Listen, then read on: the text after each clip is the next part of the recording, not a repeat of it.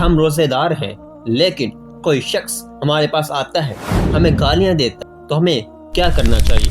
جب میں روزے کے ثواب کے بارے میں ریسرچ کر رہا تھا تو مجھے ایک حدیث قدسی ملی۔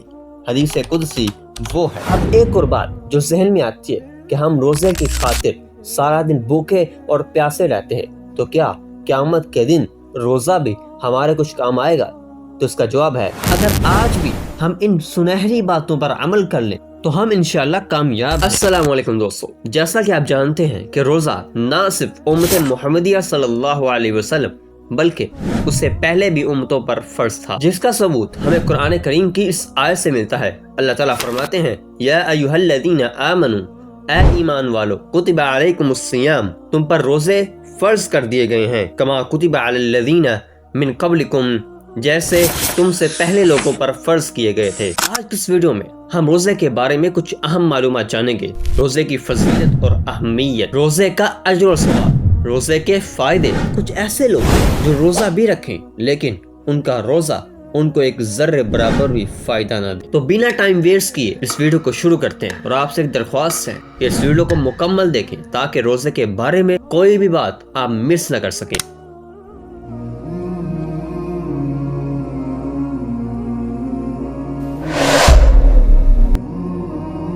5 چیزیں اسلام کی بیس ہیں کہ جن میں سے کوئی ایک بھی کم ہو تو ایک مسلمان کا ایمان کمزور ہوتا ہے، انہی میں سے ایک روزہ بھی ہے۔ اس بات سے ہمیں یہ پتہ چلتا ہے کہ روزے کی کتنی فضیلت اور اہمیت ہے۔ روزے کے بارے میں مزید جاننے سے پہلے ہمیں روزے کا مفہوم اور اس کا اصل معنی پتہ ہونا ضروری ہے۔ آپ تو جانتے ہیں کہ روزہ ایک عربی کا لفظ ہے جس کا معنی رک جانا، یعنی فجر سے لے کر غروب آفتاب، جب سورج غروب ہوتا ہے تب تک اپنے آپ کو کھانے پینے سے بچائے رکھنا، یہ روزے کا مفہوم ہے۔ لیکن یہ روزے کا مکمل مفہوم نہیں ہے، اس لیے میں یہ ویڈیو بنا رہا ہوں تاکہ ہم روزے کے بارے میں جو غلط فہمیاں ہیں ان کو دور کریں اور جو روزے کا اصل مقصد ہے اس کو جانیں اور اس پر عمل کریں۔ کیونکہ جس آیت میں اللہ تعالیٰ نے روزے کا ذکر کیا، اسی آیت کے آخر میں اللہ تعالیٰ فرماتے ہیں، لعلکم تتقون، تاکہ تم تقوی اختیار کرو، تمہارے دل میں برائی کی نفرت اور نیکی سے محبت پیدا ہو جائے اور اللہ کی خوشنودی حاصل کرنے کے لیے اچھے کام کرو، مساکین، غرباء، یتیم، فقیر لوگوں کا خیال رکھو اور ان کی ضرورتوں کو بھی پورا کرو۔ اور اسی طرح میں آپ کو ایک واقعہ سنانا چاہتا ہوں، اور وہ واقعہ بہت ہی کمال اور دلچسپ ہے، لیکن اس سے پہلے میں نے پچھلی ویڈیو رمضان المبارک کے بارے میں بنائی ہے جس میں میں نے بہت ہی ڈیٹیل کے ساتھ رمضان کی فضیلت اور اہمیت کے علاوہ بھی بہت سی باتوں کو ڈسکس کیا ہے۔ آپ اس ویڈیو کو لازمی دیکھیے گا۔ صحیح بخاری کی ایک روایت ہے کہ ایک دیہاتی پریشان حال، بکھرے ہوئے بال رسول اللہ صلی اللہ علیہ وسلم کی خدمت میں حاضر ہوا اور آپ صلی اللہ علیہ وسلم سے دریافت کیا، مجھے بتائیں کہ اللہ نے کتنی نمازیں فرض کی؟ آیا ویسے تو 5 نمازیں ہیں، لیکن اگر تم نفل بھی پڑھنا چاہو تو پڑھ سکتے ہو۔ پھر اس دیہاتی نے ایک اور سوال کیا کہ بتائیے کہ اللہ تعالیٰ نے مجھ پر کتنے روزے فرض کیے ہیں؟ حضور اسلام نے فرمایا کہ ماہ رمضان کے کیے ہیں، لیکن اگر تم نفلی روزے بھی رکھنا چاہو تو رکھ سکتے ہو۔ دیہاتی نے تیسرا سوال بھی کر دیا کہ مجھ پر زکوٰۃ کس طرح فرض ہے؟ آپ صلی اللہ علیہ وسلم نے اسے زکوٰۃ کے بارے میں ساری معلومات دے دی۔ پھر اس دیہاتی نے جو کہا وہ سننے لائق ہے، کہنے لگا، اس ذات کی قسم جس نے آپ کو عزت دی ہے، میں نہ اس میں سے کچھ کمی کروں گا نہ ہی کچھ زیادہ کروں گا جو اللہ نے مجھ پر فرض کیا ہے۔ تو پتہ ہے رسول اللہ صلی اللہ علیہ وسلم نے اس کے بارے میں کیا کہا؟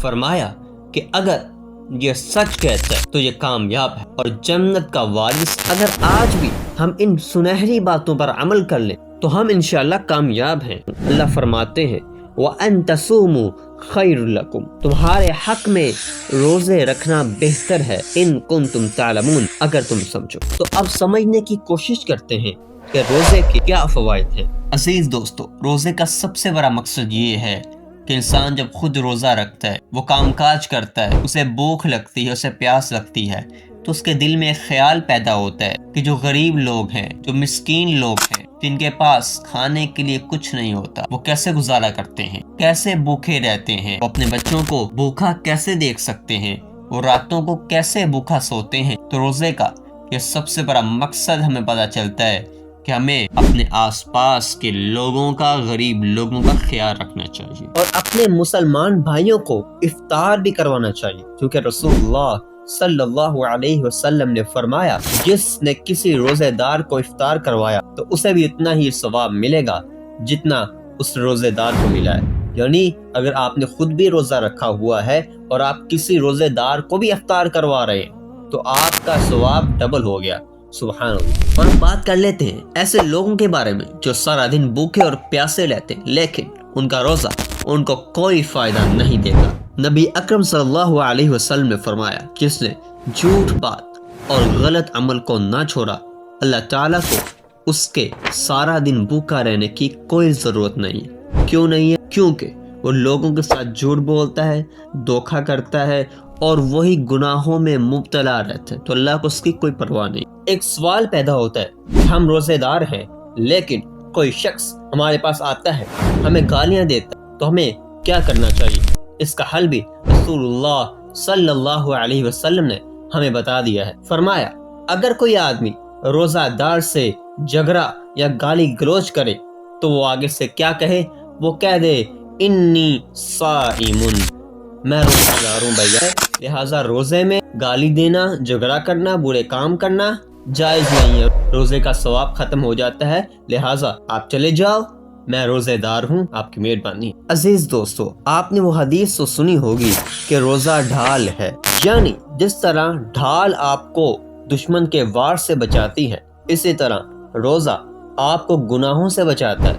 تو آئیں اب روزے کا ثواب بھی جاننے کی کوشش کر لیتے ہیں کہ روزے دار کو ایک روزہ رکھنے پر کتنا ثواب ملتا ہے اور روزہ دار کو جنت کے کس دروازے سے داخل کیا جائے گا، اور اس کے علاوہ اور بھی بہت سی باتوں کو جاننے کی کوشش کرتے ہیں، لہٰذا ہمارے ساتھ اسی ویڈیو میں جڑے رہیں۔ جب میں روزے کے ثواب کے بارے میں ریسرچ کر رہا تھا تو مجھے ایک حدیث قدسی ملی۔ حدیث قدسی وہ ہے جو اللہ تعالیٰ کے الفاظ ہوں اور رسول اللہ صلی اللہ علیہ وسلم نے اسے خود بیان کیا ہو لیکن وہ قرآن کا حصہ نہ ہو، تو ایسی حدیث کو حدیث قدسی کہتے ہیں۔ حضرت ابو ہریرہ رضی اللہ عنہ فرماتے ہیں کہ رسول اللہ صلی اللہ علیہ وسلم نے فرمایا کہ اللہ عز و جل فرماتا ہے کہ ابن آدم کا ہر عمل اس کے لیے ہے سوائے روزے کے، روزہ میرے لیے ہے اور میں ہی اس کا اجر دوں گا۔ ایک اور حدیث میں فرمایا کہ روزے دار کی دعا کبھی رد نہیں ہوتی، یعنی قبول ہوتی ہے، لیکن دعا کی قبولیت کے بھی مختلف طریقے ہیں۔ اس کے بارے میں انشاءاللہ میں پھر کبھی ویڈیو بناؤں گا، اس لیے آپ سے درخواست ہے کہ آپ چینل کو ضرور سبسکرائب کریں اور بیل آئیکن کو بھی ضرور کلک کریں تاکہ جب بھی کوئی نئی ویڈیو آئے تو آپ کو اس کا نوٹیفیکیشن مل جائے۔ جزاک اللہ خیر۔ اب ایک اور بات جو ذہن میں آتی ہے کہ ہم روزے کی خاطر سارا دن بھوکے اور پیاسے رہتے ہیں تو کیا قیامت کے دن روزہ بھی ہمارے کچھ کام آئے گا؟ تو اس کا جواب ہے جی ہاں۔ رسول اللہ صلی اللہ علیہ وسلم نے فرمایا روزہ قیامت کے دن بندے کے لیے سفارش کرے گا اور کہے گا اے میرے رب، میں نے اسے کھانے اور نفسانی خواہشات سے روکے رکھا، اس لیے اس کے حق میں میری سفارش کو قبول فرما۔ تو اللہ تعالیٰ اس کی سفارش سے بندے کو جنت میں داخل کر دیں گے۔ اللہ تعالیٰ ہمیں بھی ان خوش نصیب لوگوں میں شامل فرمائے۔ اب جیسا کہ میں نے کہا تھا کہ روزے دار کو جنت کے کس دروازے سے داخل کیا جائے گا، تو نبی کریم صلی اللہ علیہ وسلم نے فرمایا جنت میں ایک دروازہ ہے جس کا نام باب الریان ہے، روزے داروں کے علاوہ اس میں کوئی اور داخل نہیں کیا جائے گا، جب وہ داخل ہو جائیں گے تو اس دروازے کو بند کر دیا جائے گا۔ عزیز دوستو، روزے کے بارے میں بھی اور بھی بہت ساری حدیثیں ہیں، مختصر یہ کہ اللہ تعالیٰ ہر افطار کے وقت بہت سے لوگوں کو جہنم سے آزاد فرماتا ہے، اور یہ کہ روزے دار کے منہ سے آنے والی بدبو اللہ کے نزدیک کستوری سے بھی زیادہ پاکیزہ اور پاک ہے، اور ہر اچھا انسان چاہتا ہے کہ اس کے پچھلے سارے گناہ معاف ہو جائیں۔ تو فرمان نبوی صلی اللہ علیہ وسلم ہے جو ایمان کے ساتھ اور ثواب کی نیت سے رمضان کے روزے رکھتا ہے اس کے پچھلے تمام گناہوں کو معاف کر دیا جاتا ہے۔ اللہ تعالی ہمیں بھی ان خوش نصیب لوگوں میں شامل فرمائے۔ اس ویڈیو کے آخر میں آپ سے ایک ضروری بات کہنا چاہتا ہوں کہ ہماری زندگی میں پہلے بھی رمضان آ چکا ہے، تو ہمیں چاہیے کہ اس رمضان میں ہم روزے بھی رکھیں، اچھے کام بھی کریں، نیک اور غریب لوگوں کا خیال بھی رکھیں اور اپنے آپ کو اس بات کے لیے تیار کریں کہ ہم رمضان میں بھی، رمضان کے بعد بھی اچھے کام کریں گے اور اللہ کو راضی کریں گے۔ تو یہی مقصد ہے ہماری زندگی کا بھی، روزوں کا بھی، اور ہر نیک اچھے کام کا بھی۔ امید کرتا ہوں کہ آپ نے اس ویڈیو میں کچھ اچھا ہی سیکھا ہوگا۔ اگر ویڈیو اچھی لگی ہے تو اس کو دوسروں تک ضرور پہنچائیں اور کمنٹ میں اپنی رائے کا اظہار ضرور کریں۔ اللہ تعالیٰ ہم سب کا حامی و ناصر ہو۔ السلام علیکم۔